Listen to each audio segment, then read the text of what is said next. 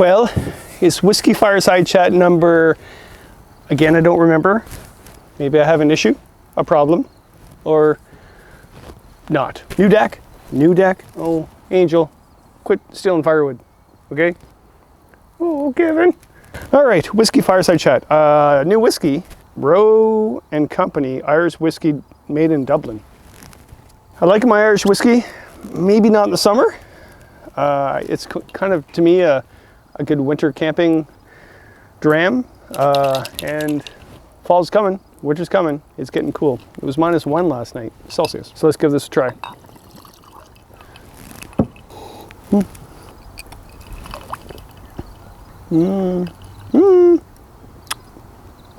It's different. I'll get back to you on that. I don't know, I like it. It's smooth, maybe too smooth actually.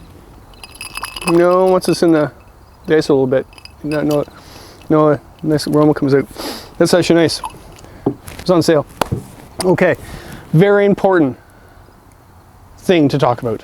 I randomly said something on social media the other day. Well, I didn't say anything, I shared it. There was an article on you should not hang your bear food while camping. You should do other things with it. And all I did was put it on my Kevin Cowan Facebook, Not Happy Camper, and I said, let the debate begin. And it happened. Wow, well over 120 comments in a day. Ba-bing, ba-bing, ba-bing, ba-bing. And yeah, it was a debate, all right, and that's what I asked for. But they went from I never hang my food to if you don't hang your food and someone dies, you're the one that's in trouble for that or whatever went on. They got poor Cliff Jacobson involved, good friend of mine, incredible paddler, incredible author. Couple sitting there camping, okay? They put their food up in a tree, bear comes in and wipes them out. The federal authority comes in the next day and says, why, we really have a mess in here. Didn't you put your food up in a tree? Oh, yes, sir, we put it up in a tree. Oh, well, that's the problem. That tree limit is supposed to be at least 20 feet tall. I think that's only 19.4. Basically, he's the guy in the United States for canoe tripping. He's been around for a long time, been to a lot of shows with him. Him and I debate about this all the time, over whiskey actually. Problem is you guys in Canada, you don't know whether you want to be metric or English. So they're growing up, they don't understand either system. So you have to give them a tape measure. In the United States, they shoot the bear with their guns, and we're not allowed to have them in our parks, so we can't. We gotta hang our food, that's the answer. And yeah, I disagree with him, he disagrees with me, we have a great conversation. Just like you would on social media. Don't bash anybody on social media. Okay, it's just wrong. People will walk away from social media if you start doing that, or they'll just walk away from you. They have a name for treed packs in Yosemite National Park. Do you know what they call them? Bear piñatas. So yeah, had a good conversation back and forth. And people are asking me, they're waiting for me to say my point, because I started the debate, right? But I thought, oh, I'll just do a video on this. Because there's a lot to talk about for this. If you ask me, and again, this is just my personal viewpoint, Cliff might be different, someone else might be different, whatever, and I think that's fantastic. But I think that's the answer. It depends on the environment you're traveling. I travel, majority of my time, I travel just not even 2 hours north of me in a park called the Algonquin Provincial Park. It's well traveled, everybody knows it. When you get out of the Toronto airport, there's actually a road sign saying Algonquin Park this way. So everybody knows about it. I love it. Goods and bads, it's busy, it's crowded, and there are some bear problems. Those bear problems, for the majority of the time, there's been a couple instances where they're predaceous bears. That's another video. Bears that were habituated to a site and they came in to get the food. When I'm in Algonquin, I hang my food for two reasons. One is because the bears are habituated. They're coming in, just like raccoons. I think bears are in the pig family and raccoons are in the pig family too. So probably the same reason. They're coming in because they've got food there before and they're coming in to see what else they can get. And if you do what I do in the north, I'll get to that in a minute, you're asking for troubles, right? So if you hang it, at least it makes it a little bit more difficult for the bear to get the food. And so I know the bear's coming in to look for food, and it's not going to get it because I'm hanging it, so therefore it'll move on to someone else's site. Let them deal with it. The other reason I hang it is because there are trees to hang it. Like if you're in the far north, which I hate to say it, I don't hang my food in the far north. The trees, the black spruce, whatever, even if there's probably at times there's no even black spruce at all. It's just nothing, jack pine of nothing, and the trees are this tall. You can't hang your food. And the bears are not habituated. They don't even know who you are. Like, that's a human, I think. I heard about them. So they're not really coming in for the first night at least to get your food. They just randomly walk through your site, right? So there's a huge difference. And so Cliff Jacobson, for example, he differs from me. He never hangs his food. The reason why is the habitat that he generally travels in has no trees to hang it. And he's right on some of the comments that bears can climb trees, and very, very right. Black bears really know how to climb trees. The only people who do that are the people who are scared to death about bears because somehow in their brain they think bears can't climb. My God, what is it? If it's all you have to do is drive down the road and see a female bear with a cub, what's the first thing that happens? She sends the cub up the tree. It takes him about 10 seconds and he's to the top of a 70-foot tall tree. And you know what? Mama can get up there too. It'll take her longer, but if she wanted to climb, she can get up there too. It's like, don't you get it? Bears climb trees. Which brings another point. Yes, I still hang my food in Algonquin. Yes, black bears climb trees. Yes, in fact, in Algonquin Park, bears are really used to people, so they've figured out how to get that food at times. So you have to think beyond outside the box, right? You have to hang them proper, okay? Get your food bag, tie your food bag on. That, and then you got yourself a bear bag. Yeah, so doing it over one limb, it works, but a better way really is to do it between two trees. A little bit more complicated, a little bit more work, but it is far more effective. You throw your rope over one limb on a tree, and then you throw the other side of the rope over another limb on another tree. Now the last thing I do is I get the third rope with the bear bag on it, and I hoist it up using the pulley. Easy peasy. There is no way a bear is going to get that.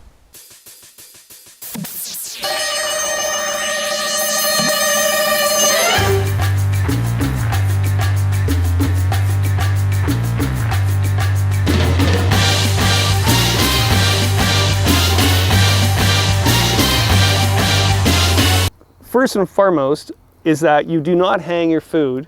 Why? So, okay, you do not. I'm not lecturing. This is what I do.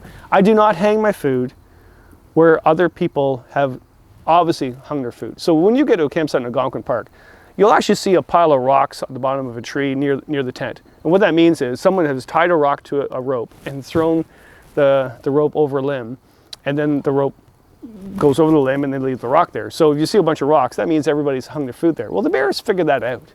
Okay, so it's going to climb the tree and trying to figure out how to get the food, probably bite the rope or whatever. I immediately, the moment I get to camp, not just before dinner, not before dusk, whatever, the moment I get to camp, I go back in the woods, at least 50 meters off a trail. Bears will come in on a trail. They're somewhat lazy. Go off the trail, way back in the woods, and I find a place to hang my food. And then I hang the rope. And there's a couple ways to do that, and I'll get that in a minute, but I hang the rope and then put a bandana on it, or a piece of flag, actually bright flagging tape, like the one with the reflective tape on it. I'll bring that with me. Then I have dinner, about to go to bed, so I put all my stuff in, like my food, my toothpaste, my deodorant, anything really smelly that smells. I had a bear go through my entire pack in Killarney Park once on a portage. When I'm carrying the canoe, came back, he went through my entire pack, left all the food, ate my toothpaste, okay? I had a bear go inside my tent while I was out fishing once, and I was watching the bear while I was fishing go in my tent and get that Skinsel Sock bug spray and drank it, okay? So anything that's really smelly. So I put that in something. I generally bring a barrel. They're not bear barrels. That's, again, another video, but they're not bear barrels, they're food barrels. and a bear will tear that thing apart, by the way, so don't think that they can't get in there. They will. They'll tear a car apart to get a Mars bar inside, okay? So just so you know. So I generally hang that just before dusk, but the rope's already hung.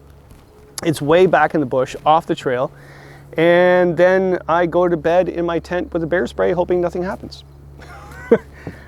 Okay, here's something I've never admitted to, and I'll get to that why in a minute, but when I'm in the far north, I don't do that. Cliff is right. There's no trees to actually hang your food. Bears are not habituated to. In Wabakimi, woodland caribou, you go to a campsite, the bears are like, what is that? Kopka River, I had a bear come into the site saying, what are you doing here? Like, who are you? So what I do there is I put all my food in a barrel. Again, I prefer chipping with a barrel. Food smells are sort of limited in a barrel. They're also watertight, so I like it, but they're not bear proof. And I walk way back in the bush, off a trail, put the barrel on the ground, and I go back to camp. Why do I not tell people that?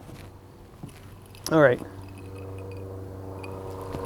I never said this before, but you have to understand that a lot of my time I'm in front of a crowd doing a Happy Camper presentation in front of a couple hundred people, and they're general canoeists or campers. They don't go to the far north. They go to Algonquin. They go to busy places where bears get habituated. I say that word 3 times fast. Habituated.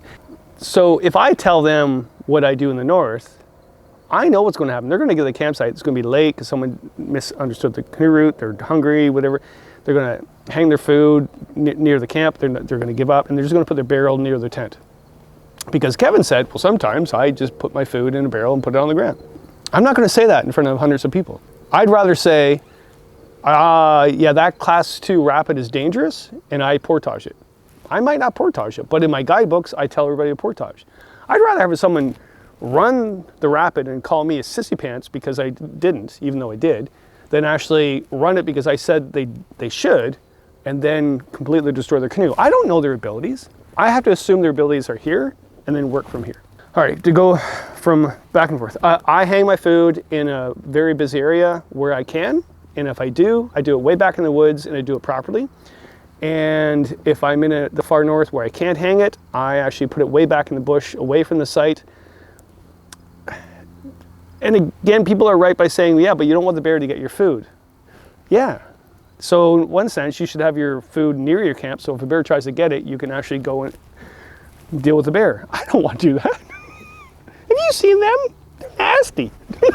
Mind you, I shouldn't say that. I've dealt with, if I think back of all my bear encounters, I had 5 bear encounters where they were trying to take my food in remote areas, and I was on a remote canoe trip for over 20 days, so there's no way that bear's taking my food. I once arranged a float plane I was on a really almost 30-day solo trip, and so basically the float plane came in with a barrel of food, and the idea was that he would take my garbage out with him and then exchange the barrel of fresh food so I can continue on. I was delayed for various reasons, so he just left the barrel on this island, and islands are not safe from bears, by the way.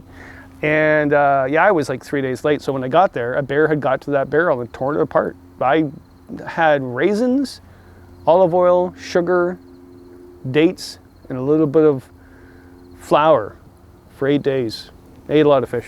All right, I'm going off on tangent. So, all right, do I hang, do I not? If you were in a park too, when you're out west, for example, or, well, let's go out west. They have bins. In Puckasaw National Park, they have bins now, lock-up bins. Those are great. Those are fantastic.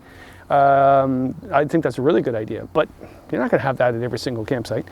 You have backpackers that use those bear canisters, and they're bear proof.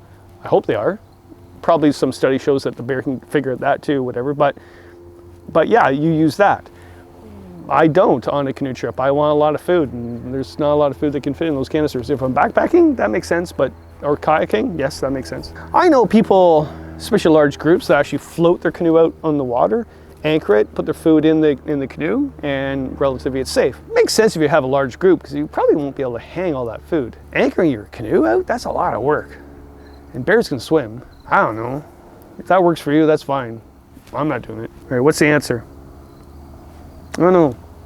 it's a debate. So you can do whatever you want. Deal with the bear.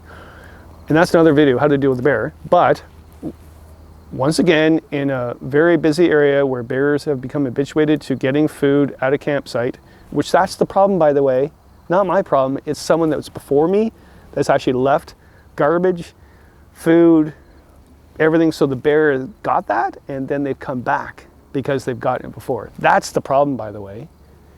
Not me making a really nice clean campsite and then leaving and then having the next person deal with it. Because there's no way a bear is going to come back to a site to get food if they've never got food there before. Unless you're cooking bacon, that's another story too, but yeah. So, what's the answer? I don't even know what whiskey chat this is, so I have no answer. All I know, it's a really good conversation to have.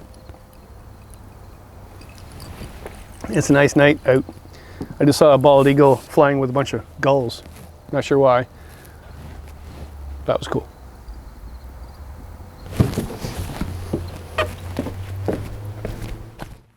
The tree is never the right tree. It's a way the federal authorities, hey, I'm off the stick. We told you to put up the tree. Here's the rules. The limb has to be, I think it's got to be 20 feet high.